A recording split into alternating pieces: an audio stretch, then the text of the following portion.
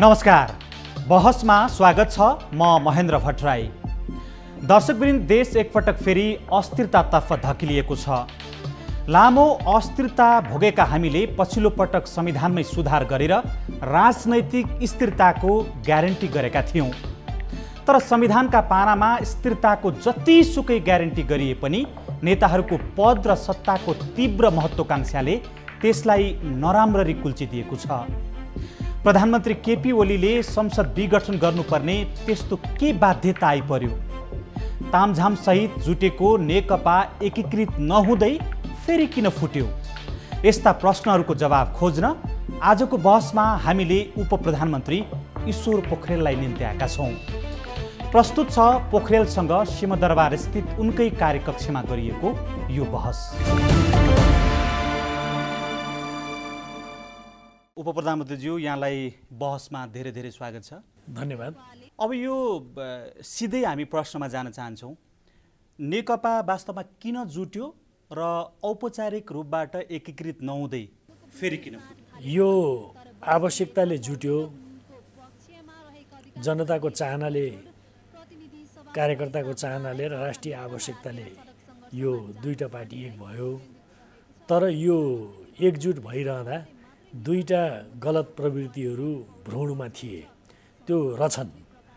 त्यो दुईटा गलत प्रवृत्ति भनेको के हो भने, एउटा चाहिँ तरङ्गित भइरहने र पदमा पुग्नको लागि तीव्र महत्त्वाकांक्षाको कुरा पनि थियो रहेछ।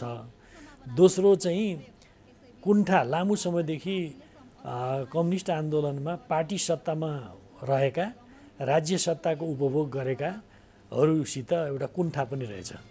त्यो दुईटा तरङ्गित भइरहने, पदको आकाङ्क्षाले अवसरवादी खेल खेल्न अप्ठ्यारो नमान्ने र कुण्ठाको भारी बोकेर हिँड्नेहरूको बिचको गठबन्धनले यो चाहिँ अहिले टुट्ने दिशामा पुगेको हो। अब सत्ताको महत्त्वाकांक्षाको जुन कुरा गर्नुभएको छ, यो तपाईहरूलाई पनि अब वास्तवमा भन्ने हो भने सत्तामा पुग्नका लागि कसै न कसैको सहायता आवश्यक थियो, सहयोग आवश्यक थियो। तत्कालीन माओवादी र तत्कालीन एमालेको सन्दर्भमा कुरा गर्दा लामो समयसम्म एमाले एक्लैले आफूले चाहिँ जनताको बिचमा प्रस्तुत भयो र धेरै लोकप्रिय भइरहँदा पनि पहिलो पार्टीका रूपमा मात्रै नेकपा एमाले त्यति बेला आयो। तर अब सत्तामा एकल ढङ्गले पुग्नका लागि चाहिँ कम्तीमा माओवादीको सहयोग आवश्यक भएको भएर तपाईँहरूले पनि सत्तामा पुग्नका लागि नै माओवादीसँग मेल गर्नुभएको थियो नि त्यति? म त्यो एकतालाई यति तल्लो तहमा राखेर बुझ्न चाहन्न। त्यो होइन। कुरो के हो भन्दा यो एकता आवश्यकता थियो। किनभने जनपक्षीय प्रगतिशील शक्ति एकताबद्ध हुने कुराले त्यस्तो शक्तिको नेतृत्वमा राजनीतिक स्थायित्व प्राप्त गर्ने कुरा मुलुकको आवश्यकता थियो। त्यो आवश्यकतालाई ध्यानमा राखेर यसको लागि तत्कालीन नेकपा एमालेको तर्फबाट, खास गरी त्यसका अध्यक्ष केपी शर्मा ओलीको तर्फबाट एकताको लागि विशेष पहल र प्रयत्न भयो, साहसिक काम पनि भयो। यो केवल सत्तामा पुग्नको लागि मात्रै थिएन, राजनीतिक स्थायित्व दिने, मुलुकलाई आर्थिक विकास र समृद्धितर्फ लैजाने एउटा उद्देश्यका साथ यो काम भएको थियो। तर के भने यो एकता गरिरहँदा वास्तवमा त्यो एकता यो ठुलो कामसित गाँसिएरै रहेका केही गलत चिन्तन प्रवृत्तिहरू पनि थिए, जो पछि झाँगिँदै गएर यो रूपमा प्रकट भए। जस्तो भनौँ, अब सत्तामा पुग्नको लागि, पार्टी सत्तालाई उपयोग गरिरहनको लागि, राज्य सत्तामा आफ्नो हालिमुहाली कायम गरिरहनको लागि जस्तासुकै कर्म गर्न पनि पछि नपर्ने यस्तो खालको प्रवृत्ति बलशाली बन्दै गयो। र खास गरी हिजोदेखि एउटा सत्ता उपभोग गरिरहेको मानसिकतामा जुन एउटा कुण्ठा त्यहाँ थियो, त्यो कुण्ठा विकसित हुँदै गएर पनि यो अवस्थामा आएको हो। उपप्रधानमन्त्रीज्यू, जस्तो माओवादीका सन्दर्भमा उसको विकासक्रमका विषयलाई तपाईँहरूले नजिकबाट हेरिराख्नु भएको थियो कि त्यसभन्दा पहिला पनि सत्ताको जोड घटाउ गर्नका लागि माओवादी काङ्ग्रेससँग, तपाईँहरू काङ्ग्रेससँग अथवा अनेकसँग यो मिल्ने क्रम चलिरहेको थियो र माओवादीका सन्दर्भमा त तपाईँहरू मूलतः निकै आलोचक पनि हुनुहुन्थ्यो। उसको द्वन्द्वतर अवस्थाका बेलामा सशस्त्र द्वन्द्व भन्ने उसले जुन सुरु गरेको थियो, त्यस यताको सन्दर्भमा एमाले मूलतः तपाईँहरू चाहिँ निकै आलोचक हुनुहुन्थ्यो। एकीकरण गर्दा तपाईँहरूले के सोच्नु भएको थियो?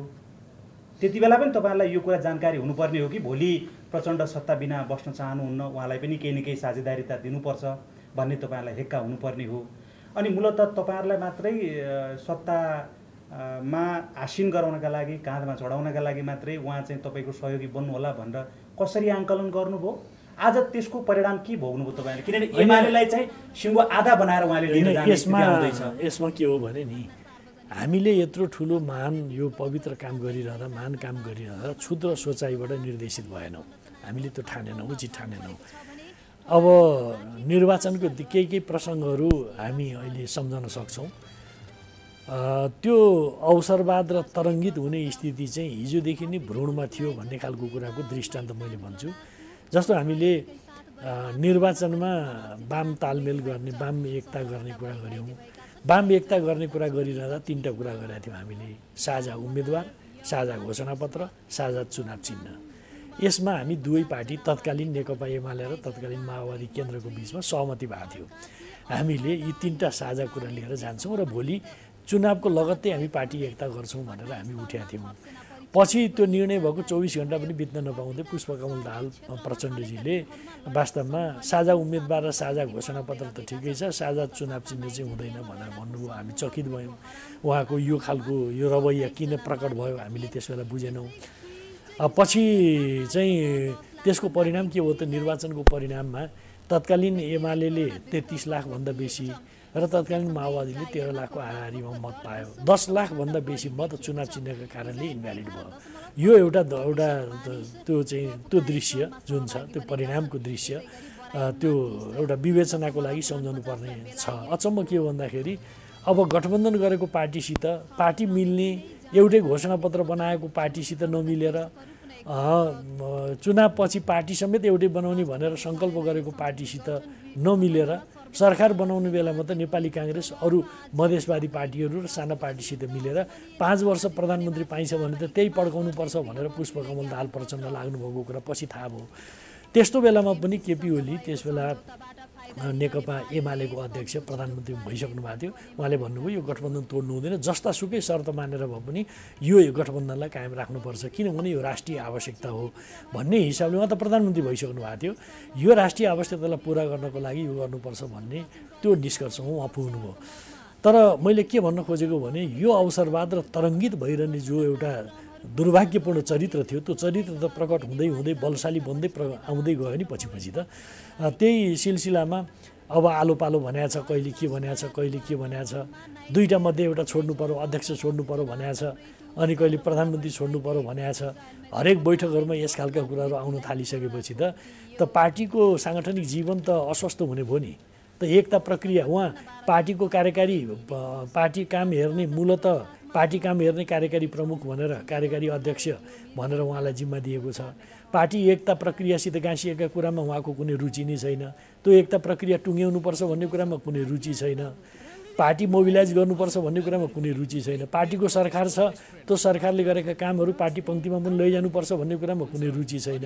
रुचि केमा छ त भन्दा आलो पालो कसरी गर्ने, दुईवटा मध्ये एउटा छोड्नु पर्यो भन्ने। त्यति मात्र होइन, मन्त्री कसलाई बनाउने र कसलाई नबनाउने, राजदूत कसलाई बनाउने र कसलाई नबनाउने, राजनीति नियुक्ति कसलाई दिने र कसलाई नदिने, यो गर्नुपर्छ र त्यो गर्नुपर्छ भन्ने खालको कचिङ्गलमा फसेपछि, त्यो कचिङ्गलको अगुवाई गरेपछि तरङ्गित भइरहने र अवसरवादको जुन एउटा भ्रूण थियो त्यो त विकसित हुँदै अहिले प्रकट हुनु स्वाभाविक थियो हो। अहिले त्यही प्रकट भयो। जति प्रतिशतको कुरा गर्नुभयो, निर्वाचनमा मत जति प्रतिशत प्राप्त गरे पनि मूलतः चाहिँ केपी ओलीलाई सत्तारोहण गर्नका लागि माओवादीको सहयोग जति प्रतिशत भोट उहाँहरूको थियो, सङ्ख्या थियो, त्यो सङ्ख्या आवश्यक भएको थियो। त्यो सङ्ख्या उहाँहरूको सपोर्टमा तपाईँहरू सरकारमा जानुभयो र यसको मतलब के हो भने उहाँहरूको पनि आवश्यकता भइसके पछाडि आलो पालो अथवा समान अवधिका आधारमा सत्ताको नेतृत्व गर्ने भन्ने पनि सहमति गर्नुभयो। यहाँले जुन अवसरवाद, सुसुप्त अवसरवाद भनेर जुन आरोप लगाइराख्नु भएको छ, बाहिर हेर्दाखेरि त उहाँले चाहिँ 2.5 वर्षको समान अवधिको समयावधि झन् केपी ओलीलाई त्याग गरिदिएको भन्ने अर्थमा मान्छेले बुझिरहेका छन्। किनभने सहमतिको कागजमा त्यही कुरा लेखिएको थियो। त्यसो हेर्दा त उहाँले चाहिँ बरु छोडिदिएको, तपाईँहरूले चाहिँ बरु एकलौटी ढङ्गले आफैले मात्रै हालिमाली गर्न खोजेको। जति पनि यहाँले भागभण्डार अवसरको कुरा गर्नुभयो, किनभने राजनीति मूलतः सत्ता राज्यका संरचनाहरूमा पुग्नकै लागि हो भनेर तपाईँहरूले भनिराख्नु भएको छ। र अब प्रचण्डले त्यो जुन भाग खोज्नुभयो, तपाईँहरूले चाहिँ त्यो भाग नदिएर हालिमुहाली ढङ्गले एक्लै चलाउने र उहाँले चाहिँ त्याग गरेको अर्थमा मान्छेले बुझिरहेछन्। त्यस्तो तपाईँले एउटा सिलसिलेवार कुरा बुझ्नुपर्छ। जस्तो के भने त्यो एउटा आलो पालोको प्रसङ्गमा आवश्यकता अनुसार हामी गर्छौँ भनेको त्यसलाई पछि हामीले डिफाइन गर्दै संयुक्त ढङ्गले नै संस्थागत निर्णयको रूपमा के भनिएको छ भने 2076 साल मङ्सिर 4 गते त पुष्पकमल दाहालजीकै तर्फबाट औपचारिक ढङ्गले नै पार्टी बैठकमा सचिवालयको बैठकमा प्रस्ताव राखेर निर्णय भएको छ 5 वर्षसम्म केपी ओलीकै नेतृत्वमा सरकार बन्ने भन्ने खालको कुरालाई त्यो अघिल्लो सहमति भनिएको कुराको इन्टरप्रिटेसन त्यसरी गर्दै कुरा त टुङ्गिएको छ भन्दा हामी त पछि एउटा छलफल गर्दै एउटा उन्नत निष्कर्षमा पुगेका छौँ। अनि त्यसपछि पनि फेरि कुराहरू उठाएको छ हामी आज मुलुकको कुन राजनीतिक समस्यामा केन्द्रित भएर बहस छलफल गर्दैछौँ भन्दाखेरि राजनीति स्थायित्व दिनुपर्छ, अस्थिरताका कुनै पनि छिटाहरू नहुन्। तपाईँ भन्नुहोस् अबको प्रधानमन्त्री केपी ओली भनेर जनतासित भोट मागिया छ। आम निर्वाचनबाट केपी ओली र केपी ओलीले समर्थन गरेको टिमले जितेका छ। केपी ओली त्यस आधारमा प्रधानमन्त्री हुनुभएको छ। अब त तिमी बिचमै छोड भनिएको छ। यो कति सङ्गतिपूर्ण कति विसङ्गत कुरा हो। एक। दोस्रो कुरो केपी ओली र पुष्पकमल दाहाल प्रचण्ड नेपाल कम्युनिस्ट पार्टीका दुईटा अध्यक्ष एउटा पार्टीका दुईटा अध्यक्ष किन हुनुभयो यो एउटा रोचक पनि छ। किन हुनुभयो भन्दाखेरि केपी ओली नेकपा एमालेको तत्कालीन नेकपा एमालेको 9 महाधिवेशनबाट निर्वाचित भएको अध्यक्ष भएको नाताले त्यो पूर्व पार्टीको अध्यक्ष भएको नाताले उहाँ यो पार्टीको अध्यक्ष हुनुभयो। अनि महाधिवेशनबाट निर्वाचित भएको व्यक्ति अध्यक्ष छँदैछ, अर्को महाधिवेशन भएको छैन, बिचबाटै अध्यक्ष छोड भनिरहेछ। यो के हो यो भन्दाखेरि सत्ता प्राप्तिको लागि पार्टी सत्ता वा राज्य सत्ता प्राप्तिको लागि कति आतुरता, यो आतुरता स्वस्थ देखिएन, यो अनुचित थियो, गलत थियो। प्रचण्ड र केपी ओलीका बीचमा जुन सहमति यहाँहरूले गराउनु भयो उहाँहरूको बीचमा भयो त्यो सहमति अनुसार चाहिँ अब समानताका आधारबाट सरकारको नेतृत्व गर्ने कुरा चाहिँ त्यो क्यान्सल भइसकेको थियो किनभने प्रचण्डले छोडिसक्नु भएको थियो। तर पछाडि पार्टीको कार्यकारी अध्यक्ष दिने भन्ने जुन छ नि त्यसमा चाहिँ प्रचण्ड हामीले होइन कि प्रचण्डले के अथवा त्यो पक्षबाट के आरोप लागिराखेको छ भने कि केपी ओलीमा यो खालको एउटा दम्भ, मेरो भाषा होइन उहाँहरूको भाषा म तपाईँलाई भन्दैछु किनभने प्रतिवेदनमा त्यो कुरा उल्लेख गरिएको छ, त्यो दम्भ विकास भयो कि सत्ता सरकारको नेतृत्व त छोडिदिएको थियो तर पार्टीको कार्यकारी अध्यक्ष दिएको अर्को दिन चाहिँ कहाँको कार्यकारी अध्यक्ष त म नै हुँ नि भनेर उहाँले सार्वजनिक अभिव्यक्ति दिनुभयो प्रधानमन्त्रीले। र फेरि कार्यकारी अध्यक्ष चाहिँ भनेको छ तर मिटिङ चाहिँ उहाँलाई नसोधेर नहुने, उहाँ चाहिँ मिटिङ नगरिदिने, न उहाँ मिटिङ गर्ने न उहाँ चाहिँ के भने उहाँलाई एक्लै मिटिङ गरेर तपाईँ काम गर्नुहोस् भनेर अधिकार दिने अनि आरोप लाउने पार्टीका गतिविधिलाई अगाडि बढाएन भन्ने चाहिँ तपाईँहरू आरोप लाउने। यो त तपाईँको चाहिँ के भने गोरु के अरे हलो अड्काएर गोरु चुट्ने खालको काम भयो भन्ने आरोप तपाईँहरूमाथि छ नि, प्रधानमन्त्रीमाथि छ। त्यो उहाँले लगाएको आरोपहरू ती आधारहीन छन्। जस्तो भनौँ तपाईँलाई म भन्न चाहन्छु नेपाल कम्युनिस्ट पार्टीको केन्द्रीय सचिवालयका बैठकको कुरा गर्नुहुन्छ भने 74 कि 75वटा बैठक त सचिवालयको बैठक भएको छ। ती बैठक हुन् त सचिवालयलाई हामीले कोर अफ द लिडरसिप भनेको छौँ र कोर अफ द लिडरसिपको बैठक चाहिँ कन्टिन्यू भएको छ। 75वटा बैठक भनेको 74-75वटा बैठक भनेको त्यो हामी बैठकप्रति कति गम्भीर छौँ भन्ने खालको कुरा चाहिँ हो। एक। दोस्रो कुरा के बुझ्नुपर्छ भने हाम्रो पार्टीमा दुईटा अध्यक्ष हुँदाखेरि एउटा चाहिँ सेरेमोनियल अर्को चाहिँ कार्यकारी भन्ने इन्टरप्रिटेसन पनि होइन है, दुईटै कार्यकारी हो। खालि त्यसमा चाहिँ अलिकति इन्टरप्रिटेसनमा के गर्न खोजेको थियो भने एउटाले मूलतः सरकारको काममा केन्द्रित हुने अर्को मूलतः पार्टी काममा केन्द्रित हुने। केपी शर्मा ओली मूलतः कार्यकारी अध्यक्ष हो, प्रथम अध्यक्ष हो र प्रथम कार्यकारी अध्यक्ष चाहिँ मूलतः सरकारको काममा केन्द्रित हुने, अर्को अध्यक्ष कार्यकारी अध्यक्ष चाहिँ मूलतः पार्टी काममा केन्द्रित हुने। के बुझ्नु भएन भने यो नेपाल कम्युनिस्ट पार्टीभित्र एउटा अध्यक्ष चाहिँ सेरेमोनियल थियो बनाइएको थियो, अर्को चाहिँ कार्यकारी थियो भनेर पुष्पकमल दाहालको सन्दर्भमा प्रयोग गरिएको कार्यकारी अध्यक्ष चाहिँ ऊ चाहिँ खास कार्यकारी, उहाँ चाहिँ अर्को चाहिँ सेरेमोनियल थिए भन्ने बुझ्नु पनि हुँदैन। दुवैजना कार्यकारी अध्यक्ष हो, प्रथम अध्यक्ष केपी ओली हो र अर्को अध्यक्ष पुष्पकमल दाहाल प्रचण्ड हो। हिजो पार्टी एकता गर्दा बनाइएको अन्तरिम विधान बनाएको समझदारी विपरीत म तपाईँलाई भन्न चाहन्छु त्यसको विपरीत उहाँ कहाँ जानुभयो त भन्दा प्रथम अध्यक्षसितको परामर्शबाट सहमति प्राप्त गर्ने, सहमतिको आधारमा प्रस्ताव लैजाने, कमिटीमा छलफल गर्ने, निर्णय गर्ने, संस्थागत निर्णय गरेर अगाडि बढ्ने कुरा यो सुल्टो ट्र्याक जुन थियो सुल्टो ट्र्याक छोडेर कता जानुभयो भन्दाखेरि हिजोका पूर्व समूहभित्रका जुन गुटबन्दीका स्थिति थिए त्यो गुटबन्दीमा खेलेर अन्तर्विरोधमा खेलेर आफ्नो उचाइ बढाउन खोज्नुभयो। जस्तो उहाँले समीकरण गरेर के गर्ने त भन्दाखेरि त्यो एउटा सन्दर्भ समूह बनाएर त्यसबाट पोजिसन बनाउने, त्यो पोजिसनको बलमा आएर अर्को अध्यक्षसित बार्गेन गर्न थालेपछि हो समस्या ती पैदा भएको। यो त तपाईँहरूले नै सुरु गर्नुभयो हो, किनभने पार्टी अध्यक्ष प्रधानमन्त्री केपी शर्मा ओलीले अथवा तपाईँ जुन टिममा हुनुहुन्छ तपाईँहरूको टिमले के गर्नुभयो भने जब प्रचण्ड तपाईँसँग मिलिराख्नु भएको थियो त्यति बेला चाहिँ तपाईँका पार्टीका अर्का वरिष्ठ नेता माधव कुमार नेपाललाई चाहिँ कर्नर पार्ने, उहाँका कुनै पनि सिफारिसहरूलाई नमान्ने, उहाँलाई चाहिँ त्यो भागभण्डाको कुनै पनि अवसरमा सहभागी नगराउने। दुईटा पार्टीलाई एक बनाइरहँदा के कुरा सोचेका थियौँ भन्दा एउटा विशिष्ट अभ्यास गऱ्यौँ। दुईटा पार्टीका दुईटा अध्यक्ष, एउटा पार्टीमा पनि दुईटा अध्यक्ष हामीले राख्यौँ। यो विशिष्ट अभ्यास थियो। सम्भवतः दुनियाँको कुनै मुलुकमा यस्तो अभ्यास भएन होला, छैन होला, हामीले गऱ्यौँ। त्यो के को लागि गऱ्यौँ त भन्दाखेरि कम्युनिस्ट आन्दोलनका दुईटा धारलाई एकताबद्ध गर्नु थियो। त्यो दुईटा धारमा निश्चित भएको मनोविज्ञानलाई पनि एकताबद्ध गर्नु थियो। त्यस कारणले हामीले गऱ्यौँ हो। जहाँसम्म अरू नेताहरूको कुरा छ, अरू नेताहरू हामीले त्यसबेला सहमति गरिरहँदा भनेको कुरा के थियो भने सहमतिका साथ जान्छौँ महाधिवेशनसम्म। त्यो सहमतिको प्रारम्भ कहाँबाट हुन्छ भन्दाखेरि दुईटा अध्यक्षको बिचको सहमति, विषयहरूमा छलफल गरेर सहमति, त्यो सहमतिको आधारमा प्रस्ताव तयार हुने र त्यो प्रस्तावलाई कमिटीको बैठकमा लगेर छलफल गर्ने भन्ने खालको कुरा थियो एक। दोस्रो कुरा कर्नर पार्ने भन्ने त विषय होइन, यो त वैधानिक विधि पद्धति, जे कुरालाई एग्रिड गरियो, एग्रिड गरेको कुरा नै विधि पद्धतिको कुरा हो नि। एग्रिड गरिएको, संस्थागत ढङ्गले एग्रिड गरिएको कुरा के हो भने अब यसरी जाने भनेर एकता गरिरहँदा नै यो कुरा टुङ्ग्याइएको, एकता गर्दा टुङ्ग्याइएको कुरा, संस्थागत ढङ्गले गरिएको कुरा, सहमतिमा गरिएको कुरा नै त्यो विधि पद्धतिको अन्तर्गतको विषय हो। अब यसलाई नमानेर पार्टीभित्र पावर सेयरिङको कुरा माधव नेपाल या झलनाथ खनाल या वामदेव गौतम या म ईश्वर पोखरेल या कसैलाई पनि कसका कति मान्छे भन्ने खालको कुरा हो भने यो क्वाइट इम्पोसिबल, यो हुन सक्दैन। अब माधव नेपाल विचित्र के छ भने नि निर्वाचनमा पराजित हुने प्रधानमन्त्री हुनुपर्ने, महाधिवेशनमा पराजित हुनुपर्ने, जोसित पराजित भयो उसैको पदमा फेरि पुग्नुपर्ने महाधिवेशनभन्दा पहिले नै। कस्तो देखियो, कस्तो सुनियो यो? होइन, तर उहाँले त मान्नु भएको थिएन नि, तपाईँहरू यो त जगजाहेरै छ नि। अब यसमा जगजाहेर त म जान्दछु नि। त्यस कारणले कुरा के गरौँ भने नि हामीले पर्दाखेरि ठिक छ, म अहिले चाहिँ स्वीकृत भएको छैन, म हुन सक्दैन पनि भन्न सकिन्थ्यो। खालि कुरो के सम्झना हुन्छ कि त्यो प्रसङ्ग नि सम्झना हुन्छ कि त्यसरी पनि त्यसो त निरन्तर तपाईँहरूमा यो खेल चलिराखेको छ। किनभने अहिले पनि तपाईँले पार्टीका उपाध्यक्ष वामदेव गौतमलाई अब संविधानमै नभएको विषय चाहिँ जबरजस्ती चुनाव हारेर मान्छेलाई राष्ट्रिय सभामा ल्याउनु भएको छ, अर्का पार्टीका प्रवक्तालाई राष्ट्रिय सभामा फेरि चुनाव लडाएर ल्याउनु भएको छ। यो त तपाईँले आफ्नो अनुकूलता हुँदा आफूलाई सजिलो हुँदा त गरिराख्नु भएकै छ। यसमा तपाईँलाई जानकारी होस्, मुलुकको संविधानमा निर्वाचन हारेको मान्छेलाई ल्याउन पाइँदैन भन्ने कुनै संवैधानिक व्यवस्था छ?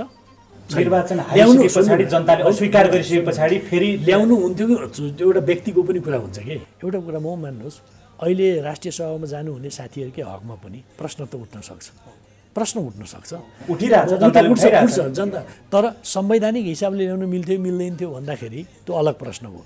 त्यस्तै मैले भन्न खोजेको के हो भने महाधिवेशन गर्नको लागि अङ्ग पुगेन भने पनि विशेष महाधिवेशन गरौँ, चाँडै गरौँ भन्ने खालको कुरा भइरहेछ। त्यतातिर रुचि छैन। एउटा ख्याल गर्नुपर्ने कुरा, त्यता रुचि छैन। महाधिवेशन चाँडै गरौँ, चैतमा गरौँ, चैतभन्दा अझै चाँडैसम्म हुन्छ चाँडै गरौँ, फागुनमा माघमै गरौँ। माघमा गर्नको लागि अङ्ग पुग्दैन भने विशेष महाधिवेशन भर्न पनि गरौँ र महाधिवेशनबाट यसलाई विधिवत रूपमा टुङ्ग्यौँ। त्यसमा रुचि नहुने, रुचि केमा हुने त भन्दा बिचमै ग्र्याब गर्नको लागि रुचि हुने।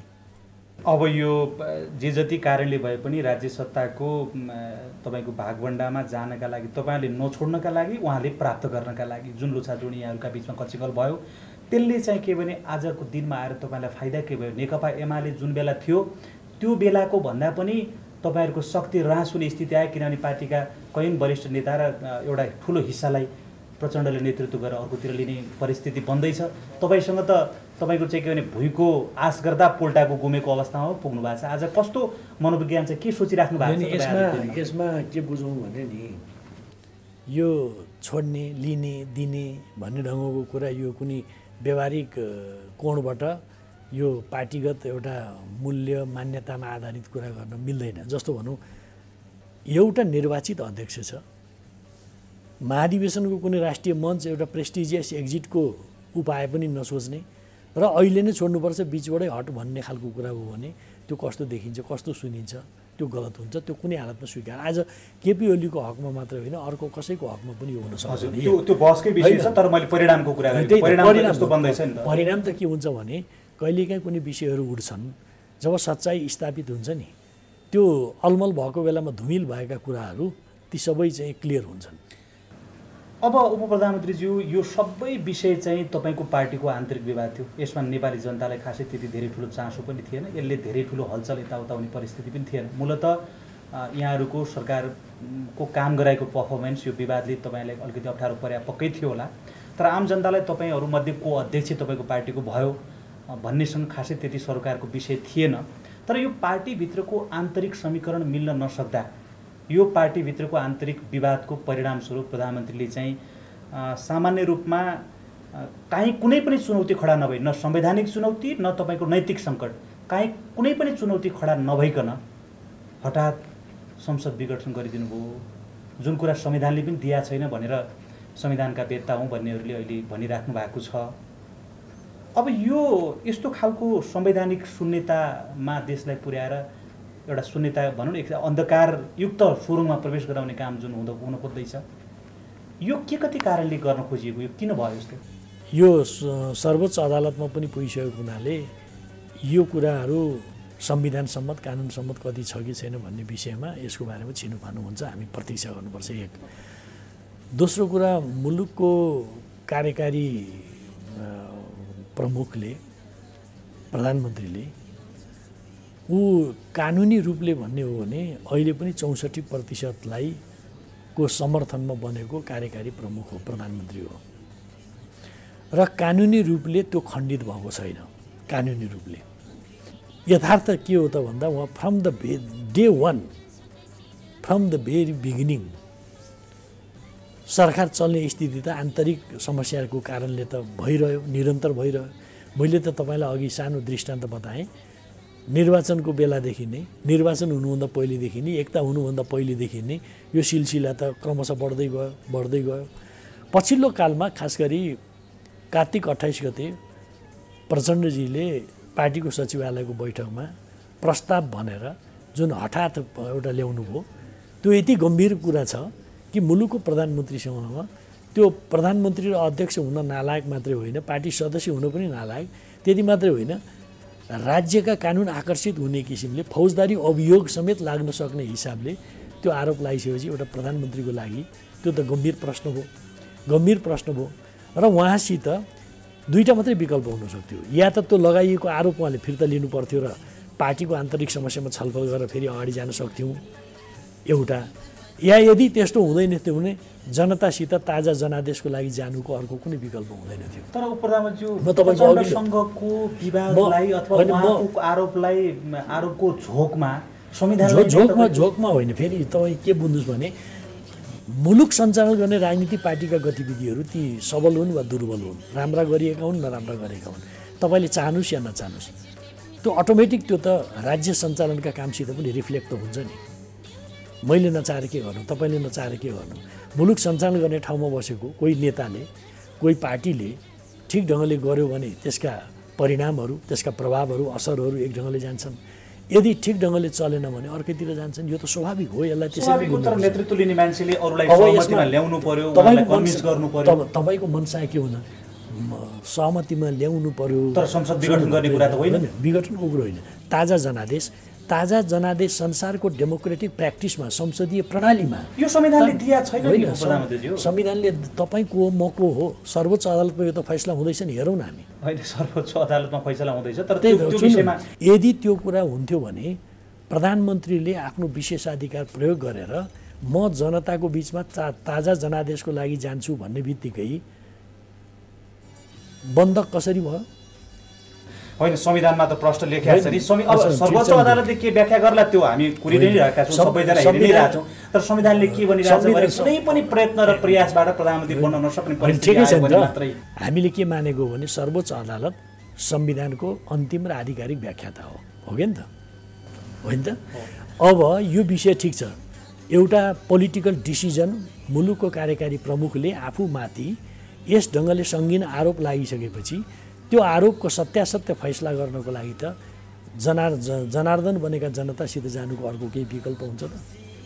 अब जनादेश जुन भनिराख्नु भएको छ नि, वैशाखमा घोषणा गरिएको निर्वाचन यो जनादेश प्राप्त गर्नका लागि अथवा गर्नका लागि गरिएको निर्वाचन हो कि अथवा यत्तिकै मान्छेलाई बेकुफ बनाउनका लागि गरिएको? मान्छेहरू त मजाकको रूपमा लिइरहेका छन् यसलाई। मजाकको रूपमा के हो भने हामीले सोच विचार गरेर मन्त्री परिषदको बैठकबाट यो अवधिमा निर्वाचन गर्ने भनेर 2टा मिति तय गरेर पठाएको छ। यो 2टा मिति तय गरेर पठाउँदा राष्ट्रपति कार्यालयबाट पनि त्यो कुरा नोटिस आइसकेको छ। हामीले त्यसपछि सुरक्षा निकायका 4वटा सुरक्षा निकायका प्रमुखहरूसित, प्रमुख निर्वाचन आयुक्त लगायत निर्वाचन आयुक्तसित हामीले छलफल गरिसकेका छौँ र निर्वाचनको तयारीमा उहाँहरू पूर्ण रूपमा लाग्नु भएको छ। निर्वाचन हुन्छ, निर्वाचन नहुने भन्ने कुरै भएन। सबै चिज तयारी। सडकमा आन्दोलन चलिरहेछ तपाईँहरूका विरुद्ध, प्रतिगमन भयो भनेर हरेक दिन आन्दोलनका कार्यक्रम घोषणा भइरहेका छन्। प्रतिपक्ष पनि आन्दोलनमा छ। तपाईँकै अब भनौँ न फुट्न लागेको पार्टी तपाईँहरू जो अलग हुन लागेको चिरा आन्दोलनमा छ। तपाईँहरूको कदमलाई प्रतिगमन भयो भनेर भनिराखिएको छ। माहौल छैन, कोरोना महामारीका कारण ग्रस्त छ, भ्याक्सिन ल्याउनु पर्ने चुनौती तपाईँहरूका काँधमा छ। यस्तो बेला निर्वाचनको फन्डा यो हुनका लागि गरिएको निर्वाचन हो। मान्छेहरू त यो निर्वाचनलाई तत्कालीन राजा ज्ञानेन्द्रले घोषणा गरेको स्थानीय निर्वाचनसँग तुलना गरिरहेछन् नि। जब सरकार चल्न नसक्ने स्थिति भइसकेपछि बहुमत प्राप्त प्रधानमन्त्रीले जनताको बीचमा म ताजा जनादेशको लागि जान्छु भनेर भन्न पाउने कि नपाउने? बहुमत सिद्ध गर्ने तपाईँको संसद थियो नि, त्यहाँ सिद्ध गरे भइहाल्थ्यो। एकचोटि अब संविधानले 2 वर्ष पछाडि अविश्वासको प्रस्ताव लिन पाउने अधिकार दिएको छ। तपाईँहरू संसदमा किन जानु भएन? यसमा यस्तो सार्वभौम संसद होइन, सार्वभौम संसद हो। तर त्यो बहुमतलाई त च्यालेन्ज त औपचारिक रूपमा भएको छैन। होइन, तपाईँहरूले त त्यो फेस गर्नै चाहनु भने पहिले विघटन गरिदिनु। पहिले विघटनको कुरै होइन। जब सहज ढङ्गले चल्न नसक्ने स्थिति भइसकेपछि तपाईँ हुनुहोस् वा जोसुकै प्रधानमन्त्री कसरी भन्नुभयो कि सहज ढङ्गले चलेको छैन, संसदमा तपाईँहरूले फेस गरे। यदि तपाईँले बहुमत प्राप्त नगरे भने तपाईँहरूको विकल्प अर्को मान्छे प्रधानमन्त्री बन्थ्यो होला। पार्टीको आन्तरिक समस्या, पार्टीभित्रको आन्तरिक समस्याको कारणले जब त्यो नमिल्ने स्थिति भइसकेपछि त्यस्तो अवस्थामा जनताको बीचमा ताजा जनादेशको लागि जान्छु भनेर भन्न पाउने कि नपाउने? त्यो पाउने, तर संसदमा तपाईँहरू बाहेक अरू कसैले हुनै नपाउने, आफूले चाहिँ छोड्नुपर्ने परिस्थिति आयो अथवा परीक्षित हुनुपर्ने परिस्थिति आयो भने चाहिँ संसदै विघटन गरिदिने भन्ने यो त अलिकति संसद विघटनको तपाईँले यसरी नभन्नुहोस् कि संसद विघटन भनेको संसदको घाँटी निमट्यो भने जस्तो टाइपले मैले भनेको छैन, आम मान्छेहरूले भनिरहेछन्। तपाईँ हामी भन्दैछौँ त्यस कारणले मान्छे आम मान्छेको जिज्ञासा मैले यहाँलाई एउटा कुरा फन्डामेन्टल कुरामा केमा उभियौँ भने हामी जननिर्वाचित प्रतिनिधिले, कुनै पार्टीको नेताले, प्रधानमन्त्रीले जब आफूले अनेक ढङ्गले सङ्कट आइलाग्यो भने, आफूमाथि अनेक खालका कुराहरू चार्ज लाग्यो भने त्यो चार्जको फैसला गर्ने ठाउँ, अन्तिम फैसला गर्ने ठाउँ जनता हुन् कि होइन? जनता हुन्, त्यो मानियो। तर अब यो जनतामा जाने परिस्थिति अहिले तपाईँहरूले पनि इमान्दारिताका साथ भन्दा वैशाखमा निर्वाचन हुने परिस्थिति छैन भनेर त तपाईँहरू आफूलाई पनि जानकारी छ। यदि वैशाखमा निर्वाचन भएर प्रधानमन्त्री छोड्नुपर्ने परिस्थिति आउँदै थियो भने 4 महिना अगाडि उहाँ छोड्न तयार किन हुनु भएन? त्यसो भए सवाल महिनाको होइन, तपाईँ महिनाको 4 महिना 2 महिना 1 महिना भन्ने महिनाको कुरो होइन कि। सवाल के हो भने जुन किसिमले एउटा अनुचित ढङ्गले, गलत ढङ्गले जनताबाट निर्वाचित भएको प्रधानमन्त्रीमाथि चौतर्फी घेराबन्दी गरेर त्यो हमला गर्न खोजिन्छ भने ऊ जनताको बिचमा जान्छ। डेमोक्रेटिक भनिएका मुलुकमा, संसदीय अभ्यास गरिएका मुलुकहरूमा जनताबाट निर्वाचित भएको प्रधानमन्त्रीले भन्छ त्यो संसदीय अभ्यास भएका मुलुकहरूको प्रयोगको जुन कुरा गर्नुभयो त्यस प्रकारका प्रयोगले मुलुक सधैँ अस्थिरतामा रह्यो। 48 देखि 56, 57, 58सम्म तपाईँहरूले जुन अस्थिरता नेपाली जनताले भोगे, नेपालले भोग्यो, तपाईँहरू त्यसमा जुन संलग्न हुनुभयो, जसले गर्दा कहिल्यै पनि तपाईँको स्थायित्व विकास अगाडि बढ्न सकेन भनेर यो तपाईँहरूले नै नेतृत्व गरेर यत्रो परिवर्तन ल्याउनुभयो, जुन परिवर्तनले स्थिरतामा मुलुकलाई अगाडि बढाउने भनेर संविधानमा केही खास व्यवस्था गर्नुभयो ताकि प्रधानमन्त्रीले भन्या बेलामा संसद विघटन गर्न नपाउने, मध्यावधि त त्यहाँ शब्दको कहीँ उच्चारणै गरिएको छैन संविधानमा। त्यो स्थिरताको जुन परिकल्पना गरिएको थियो नि, त्यो संविधान सभा 2 पटक संविधान सभा गठन त्यो सबैलाई तपाईँ कुल्चिने काम हो। यसमा जनताको बिचमा जाने खालको कुरा चाहिँ बिल्कुल संवैधानिक हो, लोकतान्त्रिक हो। जनताको बिचमा जाने कुरालाई अन्यथा टिप्पणी गर्नु उचित हुँदैन। त्यसकारणले यो जनतामा गएपछि यदि मान्नुहोस् अनुचित कुरा रहेछ भने त जनताले दण्डित गर्ला नि। जनताले दिने फैसलाप्रति त हामी प्रतीक्षा गरौँ न। तर अब यसले चाहिँ मान्छेहरूले कुन कोणबाट छलफल गरिरहेछन् भने जुन परिवर्तन तपाईँहरूको नेतृत्वमा आयो त्यो परिवर्तन नै सङ्कटमा जान्छ कि उहाँ चाहिँ परिवर्तनको तपाईँहरू पक्षधर हुनुहुन्न यसलाई चाहिँ जस्तो किनभने प्रदेशमा पनि माथिबाट ताबेदारी तरिकाको प्रदेशमा चाहिँ मलाई नसोधेर केही नगर्नु है भन्ने प्रकारको अभिव्यक्ति प्रधानमन्त्रीले कहीँ कतै दिनुभएको थियो र अहिले पनि अब प्रदेशमा चाहिँ उनीहरूले आफ्नै खालको प्रजातान्त्रिक अभ्यास गर्न खोज्यो भने विघटनको छडी छ त तिमीहरू कहाँ भन्ने खालको पनि कुरा आइराखेको छ। त्यसले गर्दा यो व्यवस्थै कतै यताउता हुने हो कि भन्ने खालको मान्छेले आलोचना गरिरहेका छन्, त्यो शङ्का गरिरहेका छन्। एउटा यो व्यवस्थाको बुझाइमा हाम्रा बुझाइहरू एक ठाउँमा आउनुपर्ने जरुरी छ, आफ्नो आफ्नो तालले बुझेको कुरा पनि छ। म यो सङ्घीय गणतन्त्र नेपालको कुरा गरिरहँदा म के ठान्छु भने हाम्रा प्रदेशहरू, हाम्रा स्थानीय निकायहरू त्यो नेपालभन्दा छुट्टै इन्टिटी हुन् भन्ने कुरा बुझ्नु हुँदैन। कसैले त्यसरी इन्टरप्रिटेसन गर्न खोज्छ भने गलत कुरा हो। प्रधानमन्त्रीजीको के आशय हो भने प्रदेशहरू भनेका पनि यो सङ्घीय एउटा गणतन्त्र नेपालकै यी अङ्ग हुन्, त्योभन्दा फरक त होइन। होइन त्यही त प्रधानमन्त्री मात्र, तर सङ्घीय गणतन्त्र नेपाल अन्तर्गतका इकाइ त हुन्, तिनैवटा सरकारको आफ्नो आफ्नो अस्तित्व भन्दा त्यसमा त सब अलरेडी त्यो त संवैधानिक व्यवस्थै हो नि। तर के हो भने सङ्घलाई अर्कै इन्टिटी हो भन्ने ढङ्गले इन्टरप्रिटेसन गर्न खोजिन्छ भने त्यो गलत हो भनेको कुरालाई सञ्चार माध्यमको कमालबाट चाहिँ एक ढङ्गले गयो होइन, त्यो गलत कुरा हो। कमसेकम अहिलेको संविधान जारी गर्ने कुरामा अगुवाई गर्ने केपी शर्मा ओलीले यो सङ्घीय लोकतान्त्रिक गणतन्त्रको बारेमा उहाँ बुझ्नुहुन्छ र प्रदेश स्थानीय तह र सङ्घीय यो कुराप्रति पनि गलत इन्टरप्रिटेसन गर्नु हुँदैन, त्यो क्लियर कुरा हो। एक दोस्रो कुरा, अब प्रदेश र स्थानीय तहका आफ्ना अधिकार छन् संविधानमा होइन, त्यसका साझा अधिकारका सूची पनि छन्, छुट्टा छुट्टै कुराहरू पनि छन्, त्यसलाई इम्प्लिमेन्ट गर्ने एउटा क्रममा छौँ हामी। कतिपय व्यवहारमा जाँदाखेरि केही समस्याहरू आउलान्, त्यस अनुरूप फेरि हामी परिमार्जन पनि गरौँला, त्यसमा कुनै समस्या होइन। खालि समस्या के हो भने भोलिको लागि पनि प्रश्न यस खालका समस्या, तपाईँ भन्नुहोस् एउटा सिटिङ प्राइम मिनिस्टर, एकछिनलाई सिटिङ प्राइम मिनिस्टरको बारेमा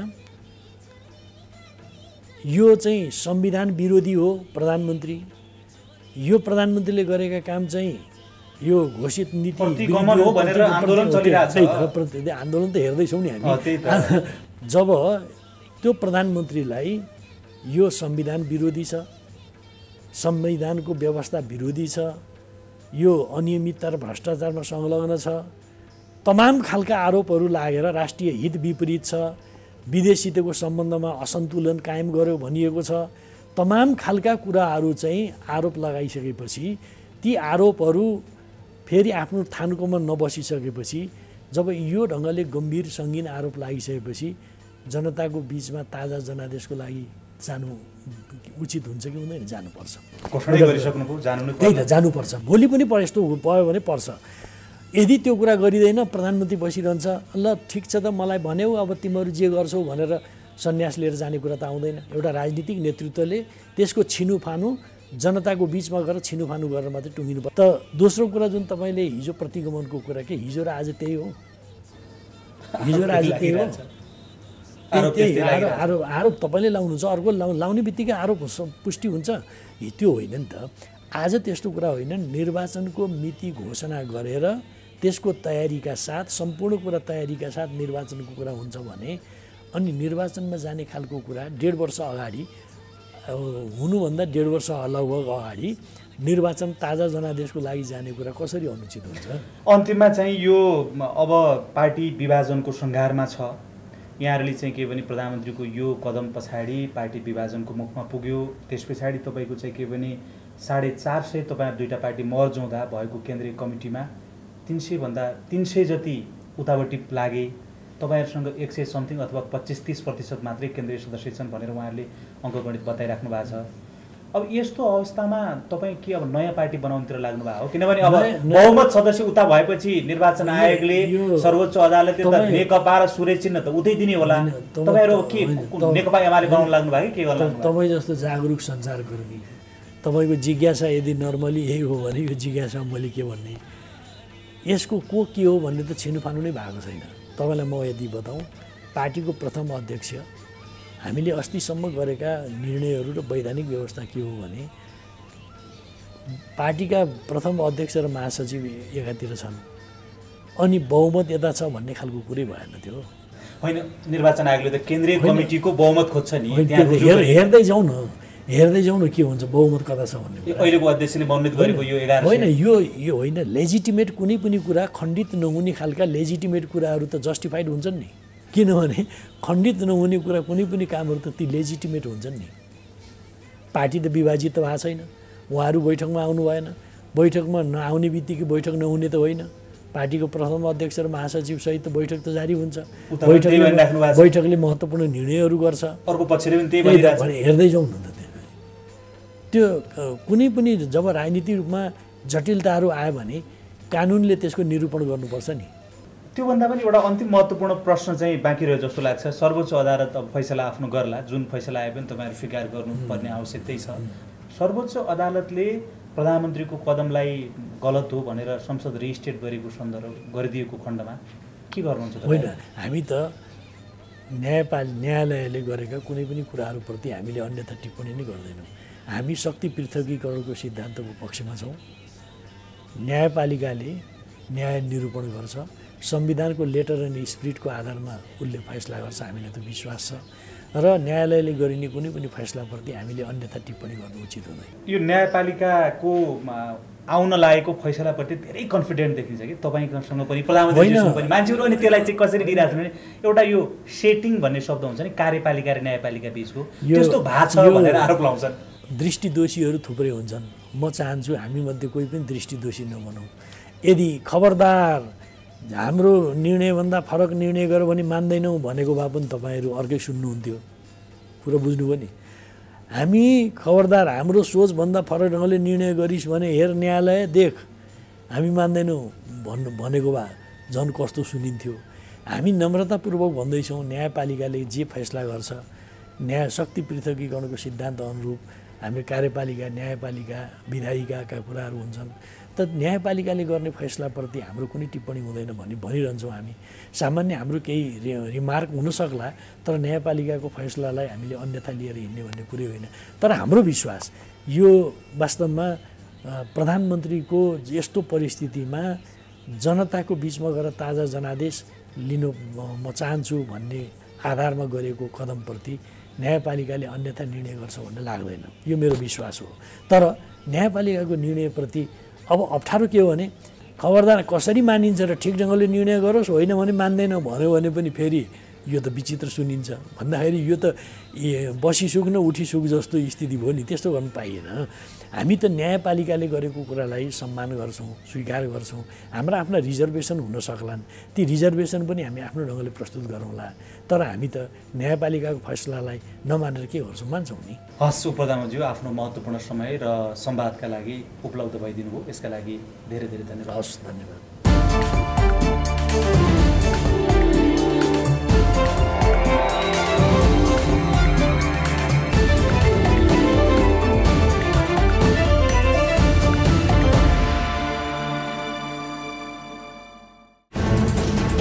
कोरोनाले सृजना गरेको सङ्कटमा पल पलका न्युज अपडेट र हर क्षेत्रको कभरेजका लागि न्युज 24 नेपाल युट्युब च्यानललाई सब्स्क्राइब गर्नुहोला।